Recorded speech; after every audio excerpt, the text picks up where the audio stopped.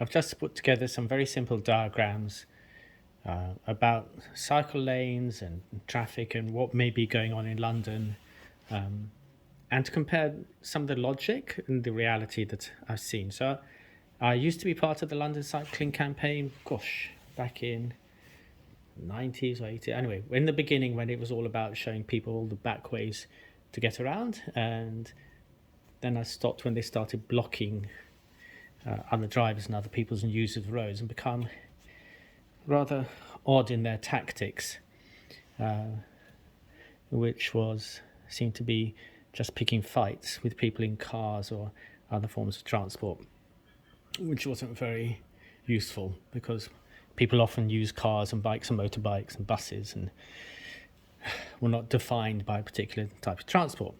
So one particular valid point was that if you have a lot of people sitting in traffic and they're in cars, yes, if a lot of them were in bicycles, it would use up less space, and it would use up wouldn't be so much emissions, etc. And that's very valid. However, that's not what's happening really with cycle lanes. So this is representing the high road, which used to be 2 lanes both ways here in Chiswick, and so the traffic would flow both ways, and there were a little bit cycle lanes on the side. But what there was before was 2 very large pavements, for which in reality, when people were unsure of being on bikes, lots of time I saw toddlers, and you still see that, toddlers and elder people who would go very gently along that, and nobody would really worry about it because there was no battle set up, and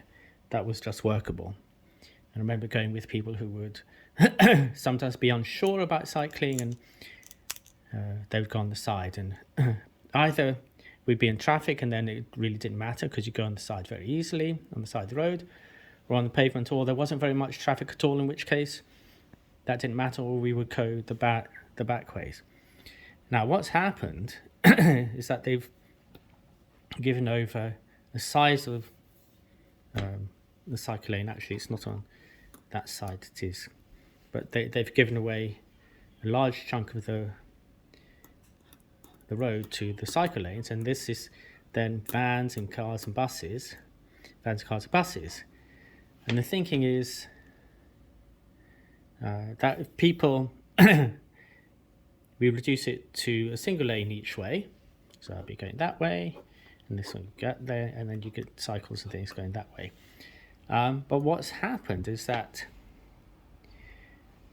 the capacity of the high road, now look at this, the capacity has been greatly reduced, and this has gone together with a few other things. So for this to work, you'd have to have a lane taken out each way, essentially. So you're losing 2 lanes. So you'd have to have the number of people going that direction, this direction, will be equivalent to losing a lane. So where do those people go?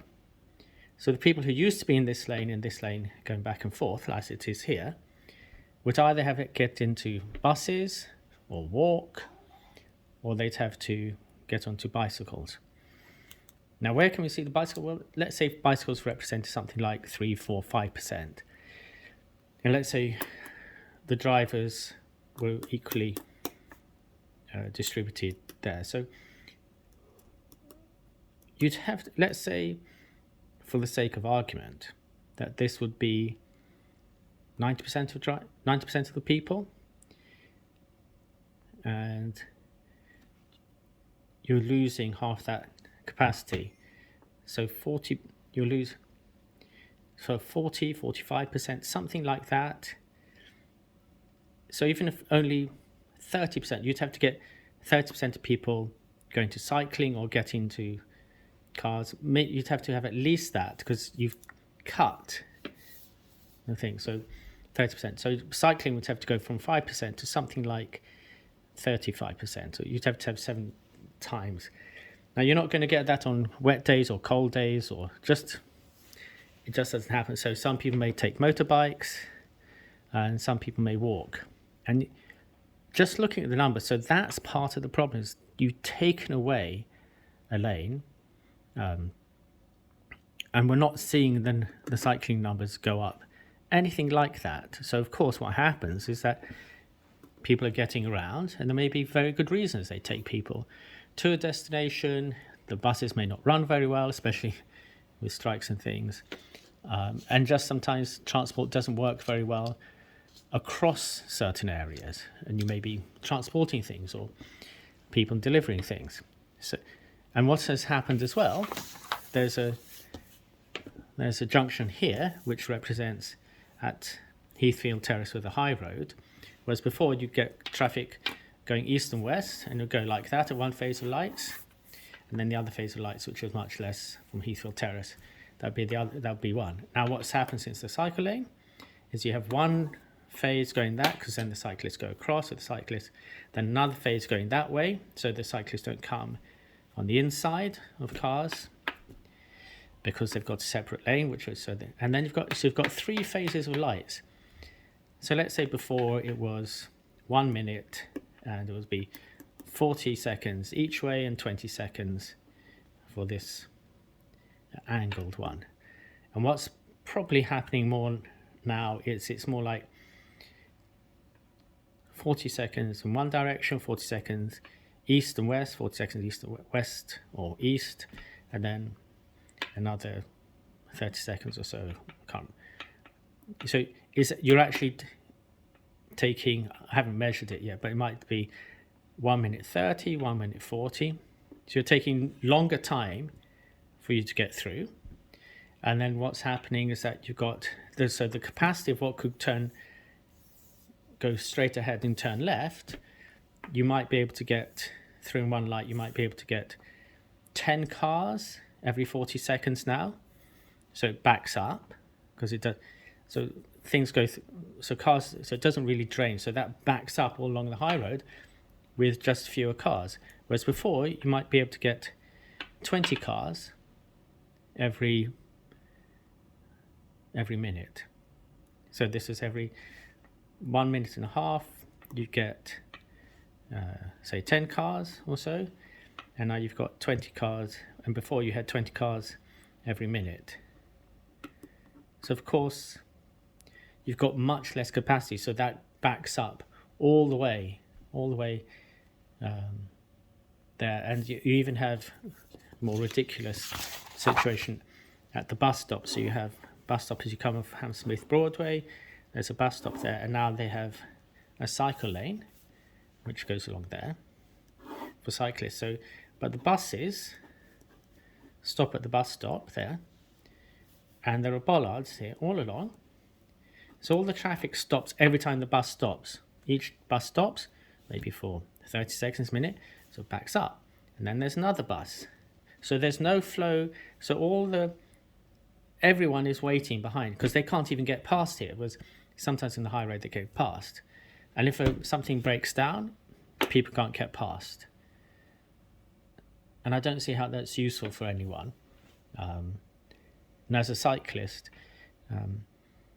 the kind of anti-car and this kind of design is slowing down traffic. So miles per gallon are far less. So you're getting much less miles per gallon. In my own car, which I don't use to commute, I'm driving half the amount of miles, but I'm using the same amount of petrol. So all that's happened is becoming efficient, and I'm not even commuting or taking people to school or doing anything like that. And if you multiply that, all these delays amongst millions of Londoners, for the first time that I ever remember, we are effectively putting the impact of roadworks all around London by reducing lanes, but not providing any clever way or alternative that really works for people to get around. So even if they say we may do driverless cars, there's no point having driverless cars if people are stuck behind buses in bus lanes like this, or they're stuck. So I can't see the joined up thinking, except it seems to be a way to get money out of motorists. And the reason I say that is, according to BBC Panorama, Motoring fines went up from 2019 for on the people taking wrong turns or using areas where not meant to, and went from £70,000 to £70 million in a year. So that's 1,000-fold increase. So whatever your council may be telling you, it's just a way to get money out of car drivers. And if you think that doesn't affect you, you may wonder why the plumber or building works or deliveries, everything's going up, because that's going onto their costs, and they pass that cost on to customers, food and everything, because they won't absorb it just by themselves. Their costs will just go up. And if they can't get around and see as many people in a day for delivery or plumbing or anything, guess what? The costs are going to go up. So the relative costs, this has actually produced arguably a lot of inflation in London. It hasn't really been taken up, all the promises of everything being delivered in this cycle, wonderful verse, hasn't really happened, which is such a shame, because if they'd probably left well alone, allowed people to be attracted to cycling as opposed to trying to force people out of cars by having a strange way of making traffic even worse, it's quite daft, because as you can see, before there could be 20 cars which could go through and get out, and it would just get on with their work and get on, do things, and there would be vans and all sorts of things, buses as well. And now people are stuck. And occasionally, the maths doesn't seem to have been done about how you're going to move millions of people around. So anyway, just something to think about.